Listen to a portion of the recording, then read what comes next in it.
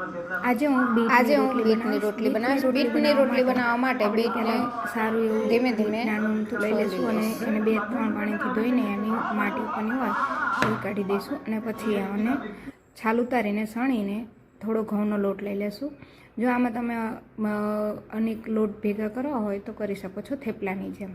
પછી તેમાં તેલ ને મીઠું સ્વાદ પ્રમાણે નાખીને પછી એને એવો મીડિયમ એવો પરોઠા જેવો લોટ બાંધી લઈશું। લોટ બાંધ્યા પછી એને મોવણ દઈને 5 થી 10 મિનિટ રેસ્ટ આપી દઈશું। તમે થોડું પાણી નાખવું હોય લોટ બાંધવામાં નાખી શકો છો, નકર બીટ પાણી છોડે છે એટલે આપણે પાણી ના એડ કરવું હોય તો વાંધો નહીં। આને પછી આપણે રોટલી જેમ વણતા હોય એ રીતે 10-15 મિનિટ થઈ જાય પછી આપણે એને રોટલી વણી લઈશું।